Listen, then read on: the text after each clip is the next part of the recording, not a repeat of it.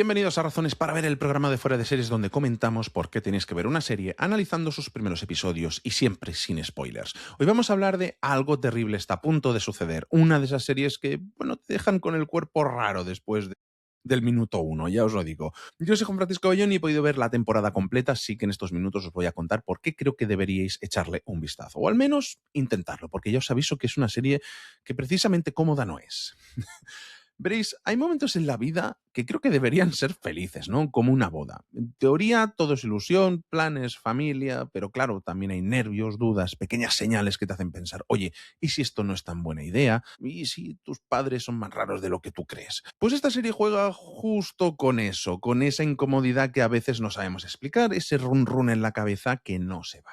Y lo que hace es coger esa sensación tan cotidiana y retorcerla muchísimo, porque aquí no hablamos solo de inseguridad o de miedo al compromiso, hablamos de la sensación constante de que hay algo que no encaja, de que hay piezas que no terminan de cuadrar. Y claro, la serie te pone en ese lugar incómodo donde no sabes si todo es paranoia o si realmente hay algo muy chungo que está pasando. Y esa es la gracia, que desde el principio te mete en esa espiral y ya no te suelta. Y lo primero que llamó la atención de Something Very Bad Is Going to Happen, en versión en título original, fue el nombre detrás del proyecto, Hailey Z. Boston. Boston ya había trabajado en propuestas bastante particulares dentro del género, como Brand New Cherry Flavor, y eso ya nos daba una pista por dónde podían ir los tiros. No es precisamente una creadora que busque lo convencional y aquí vuelve a demostrarlo. Además, el proyecto cuenta con el respaldo de los hermanos Duffer, los creadores de Stranger Things, lo cual, claro, automáticamente genera expectativas. Pero en realidad lo interesante es que la serie no intenta parecerse a esa serie,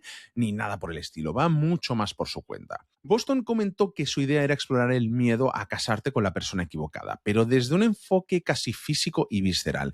Y creo que eso es clave para entender la serie, porque no se queda en lo psicológico, lo convierte en algo tangible, incómodo, incluso desagradable en muchos momentos. En ese sentido, desde el inicio ya se veía que no iba a ser una serie de terror al uso, sino algo más raro, por decirlo de alguna manera. Dicho esto, vamos con la sinopsis oficial que dice así. En la víspera de su boda, una mujer viaja a la casa de la familia de su prometido, donde una serie de sucesos inquietantes empiezan a volverla paranoica. Veréis, como os decía, hay un tipo de ansiedad que no tiene un nombre exacto. No es miedo, al menos no es el que te hace saltar del sofá. Es algo más parecido a esa sensación de que has olvidado apagar el gas al salir de casa, pero multiplicado por 10 y sin poder ir a comprobarlo.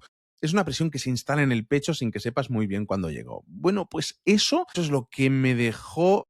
Algo terrible está a punto de suceder. Y sí, lo sé. La premisa no es nueva. Una mujer conoce a la familia de su pareja, viajan a una casa en medio de ninguna parte, una familia que nunca había conocido, y todo empieza a ponerse raro. Si eso suena es porque Get Out y Ready or Not recorren ese mismo camino. Y las dos lo recorren muy bien. Pero lo interesante de esta serie no está en el punto de partida, sino a dónde decide ir desde ahí. Y la diferencia principal, lo que la separa de esas referencias, es que aquí no hay un lugar seguro en ningún momento, ni una habitación, ni un personaje, ni una escena aparentemente tranquila que no lleve encima ese peso de algo no va bien. La casa, el bosque, la nieve, el aislamiento total, todo eso funciona como una herramienta narrativa, no como un simple decorado inquietante. El escenario es parte activa del problema y me pareció muy bien resuelto. De verdad, es que esa sensación de encierro sin drama explícito es mucho más difícil de conseguir de lo que parece. Y si hay un elemento que me ha sorprendido de verdad es la forma en la que la serie maneja la tensión, porque no es una historia de sustos, no va por ahí. Quien llegue buscando sustos de esos cada 5 minutos va a encontrarse con otra cosa. Lo que hace la serie es ir subiendo la temperatura muy despacio. Escenas largas, silencios que duran un poquito más de lo que deberían, miradas que no terminan de cuadrar, momentos donde aparentemente no pasa nada, pero tú estás ahí pensando, va a pasar algo, va a pasar algo. Y lo que me parece inquietante es ese juego de expectativas. A veces pasa algo y otras no, y nunca sabes cuándo. Eso te mantiene alerta todo el rato, incluso en las escenas más cotidianas. Me ha recordado bastante a The Haunting of Hill House en ese sentido, no porque sean iguales ni porque comparten estética, sino por esa manera de construir el miedo desde lo emocional y desde lo que no se ve. Y vale, aquí tengo que pararme un momento porque la serie entra por los ojos de una forma muy particular. Hay un uso constante de planos incómodos, ángulos que no terminan de cuadrar, encuadres que te desorientan, movimientos de cámara que parecen casi seguir a los personajes desde atrás como si alguien los vigilase. Y hay momentos en los que directamente no tienes claro dónde estás dentro de la casa. Y eso no es casual.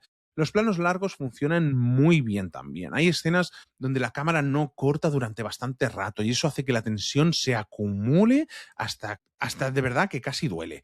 Y luego hay pequeños toques más experimentales, fragmentos que recuerdan a metrajes perdidos, que rompen con la estética general y te sacan de la zona de confort justo cuanto más cómodo estabas.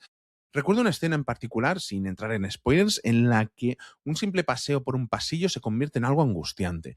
Y cuando termina te preguntas, ¿por qué me ha incomodado tanto esto? Precisamente porque la cámara te estaba manipulando desde el principio y no te habías dado ni cuenta. Y luego está el sonido, que para mí es la gran baza de esta serie y probablemente el elemento que menos se va a mencionar en las conversaciones sobre ella. Porque el sonido aquí no acompaña lo que ves, lo amplifica, lo distorsiona, lo transforma. Hay momentos donde los diálogos se escuchan lejanos, como si estuvieran debajo del agua. Hay ruidos cotidianos que de repente se vuelven insoportables y eso conecta directamente con la experiencia de la protagonista. En ciertos momentos, la serie te mete literalmente dentro de su cabeza. No estás solo viendo su paranoia, sino que la estás sintiendo, y eso hace que todo sea más intenso de lo que sería con cualquier otro recurso. Otra cosa que me ha gustado es que la serie no se queda encerrada en un solo tipo de terror. Tiene terror psicológico, claramente, pero también hay momentos más físicos, más viscerales, hay pinceladas de body horror que, sin ser el centro de todo, aparecen en momentos muy concretos y se hacen notar. Aviso, hay escenas que pueden incomodar mucho. No es gore gratuito, pero sí hay escenas que te hacen tensarte en el sofá. Y creo que está bien medido porque no abusa de ello. Lo reserva para momentos en los que la historia necesita ese empujón más físico. Además, juega constantemente con el engaño, escenas que parecen que van a acabar en susto y no pasa nada, y otras que parecen tranquilas y giran de repente. Esa incertidumbre se mantiene de principio hasta el final de la serie. Y otra cosa que me pareció interesante, todos los personajes de esta serie tienen algo que te descoloca, pero al mismo tiempo ninguno está exagerado. No son caricaturas y eso hace que dudes constantemente. ¿Esta persona es peligrosa o simplemente es rara? ¿Está pasando algo de verdad o es todo percepción de la protagonista? La serie no da una respuesta clara y eso narrativamente es lo que engancha. Camila Morrone carga con el peso de casi todo y lo que hace muy bien es mostrar esa evolución de la ansiedad de forma gradual. Al principio son detalles pequeños, una respiración, una mirada de duda, un gesto que no encaja, pero poco a poco va creciendo hasta que cuando la serie entra en su parte más intensa, te la crees completamente. Incluso en situaciones aparentemente banales, consigue transmitir algo que no debería estar ahí. Jennifer Jason Leigh está muy bien en ese papel de madre controladora con algo más detrás, con esa presencia que no necesita subir el volumen para ocupar toda la escena.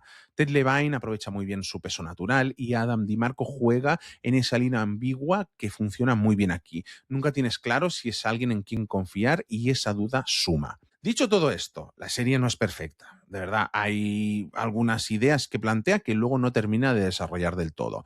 Detalles que te hacen pensar, vale, esto va a ser importante y que se quedan un poquito en el aire. Y en una serie tan cuidada en otros aspectos, esos pequeños fallos se notan más que en otras. No rompe la experiencia, de verdad que no, pero sí te deja con alguna pregunta de más al terminar. Así que en resumen, Algo terrible está a punto de suceder es una serie de terror que no busca tanto asustarte como incomodarte. Juega con la ansiedad, con la duda, con esa sensación de que algo no va bien desde el primer minuto. Tiene una propuesta visual muy potente, un trabajo de sonido extraordinariamente cuidado y un reparto que sostiene la tensión sin necesidad de artificios. No es perfecta, pero sí lo bastante interesante como para engancharte y quedarse contigo cuando termina. Y eso hoy en día no es tan habitual como debería. Lo que me dejó fue una sensación muy concreta, incomodidad de la buena, de esas que terminas un episodio y piensas, necesito seguir viendo esto, pero igual no ahora mismo. Y creo que eso es en el fondo lo mejor que se puede decir de una serie de terror. Y esto ha sido todo en este Razones para Ver de Algo terrible está a punto de suceder, que ya tenéis disponible en Netflix. Pasaros por nuestro chat de Telegram en el que más de 2000 personas hablamos cada día de series en telegram.me/fuera de series. Y si queréis estar al día de todas las noticias, fechas de estrenos, trailers y muchas más cosas del mundo de las series, os podéis suscribir gratis a nuestro newsletter en newsletter.fueradeseries.com. Y ya sabéis, si queréis uniros y apoyar a Fuera de Series como miembros del canal, podéis hacerlo para tener acceso anticipado a nuestros vídeos, entre otras ventajas. Muchas gracias por escucharnos y recordad, tened mucho cuidado ahí fuera.